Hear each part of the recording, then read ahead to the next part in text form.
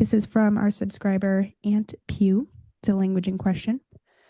So they say you use examples of languaging which are not commonly used in everyday conversation. For example, I'm very familiar with Starbucks, but I've never heard the phrase dessert coffee before. Just for reference, we used this in one of our newsletters and we called Starbucks. We said they were in the dessert coffee category. So this person just wants to hear our views on the importance of the category name. Does whether or not it's used in everyday speech matter, and is it relevant? Matters a great deal.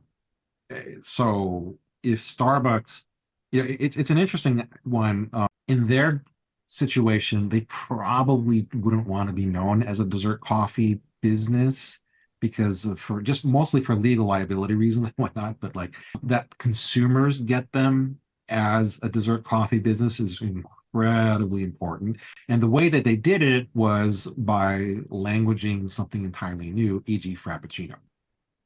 They've created something, someone correct me if I'm wrong on this, I believe Frappuccino, I don't think is an Italian legit word from an etymology standpoint.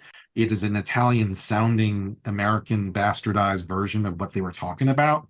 But frappe being, ice and cold, but like they language something to sound sophisticated and European, but that everybody knows is a sugar bomb. They know what it is. And so at some level, your category name is incredibly important to be top of mind and deeply impressed on your brain, because that's what consumers think about. When they don't think of, certainly there are a lot of places that they can get coffee. There are not many places that they could get dessert coffee.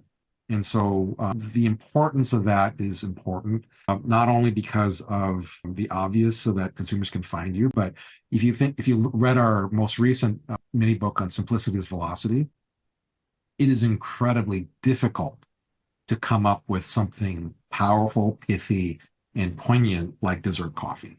And so in many respects, not only is the outcome important, but the exercise itself is so incredibly important. And as we wrote about, it's not clear that you have true mastery of what your expertise is unless you can explain it so simply that it sticks, that it can be spread like wildfire from a word of mouth perspective, and that people immediately get it, and that it's usually in the framework of 2 words or 3 words that come together that sound like contradictions.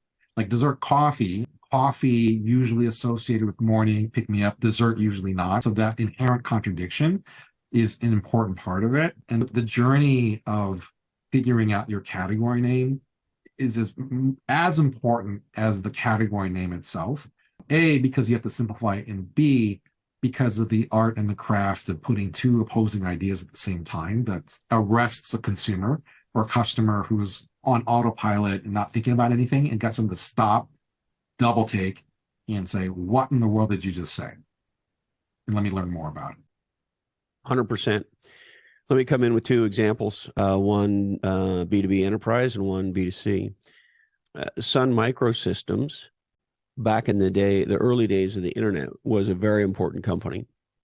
And they sold computer servers amongst many other things. And they were very early on networking. They had one of the very early networking software infrastructures called Solaris. They had a tagline for years that went like this: the network is the computer. Now, today, that sounds very obvious. In the mid-90s, not only was that not obvious, many very learned people thought about that statement, the network is the computer, for years, and then had a delayed aha, which is, wow, it's about the network, which is a function of a bunch of connected computers. It's not about one computer. Wow. So that's an example of a category POV around the internet, networked computers, that is purpose built to stop people in their tracks and make them think. And it's one of the most extraordinary POVs that ever did that, and was a big part of driving the internet. Here's a consumer one that's going on right now. There are a lot of people who like the taste of cocktails Cocktails have been getting more and more popular. Mixologists have emerged as a category of bartender who can really do something special. There are a lot of people who would like to drink these drinks who, for one reason or another, would like to drink them without alcohol in them. So there's a lot of things that could be called. They could be called alcohol-free cocktails. That would be a very normal name. But what we have here is strategic languaging and the use of a brand new portmanteau. Portmanteau being taking two words and putting them together to create a new word.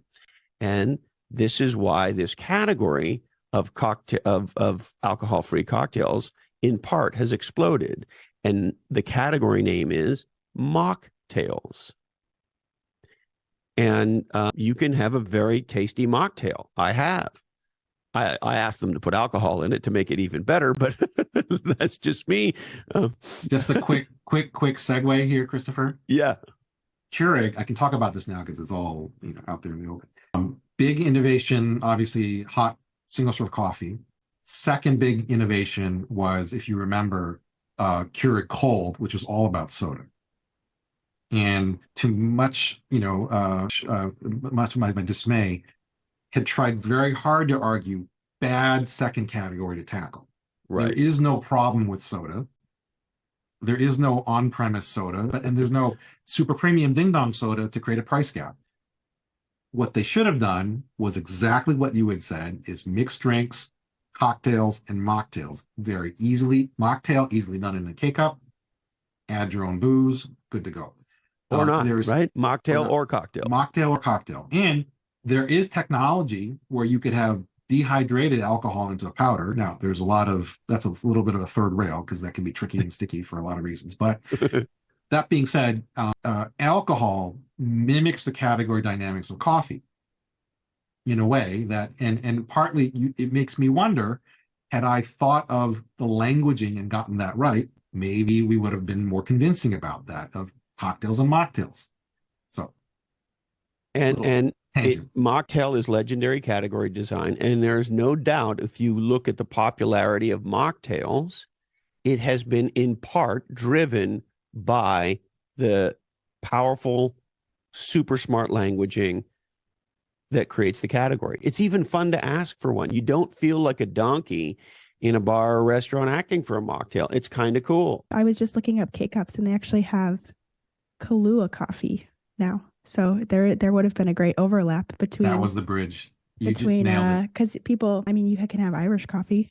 There we go. And some of us like an Irish coffee one morning and a Kahlua coffee the next morning, or maybe just a Bailey's and coffee the next morning after that. There's a lot of variance here. New categories create new categories. And they only talk to supers.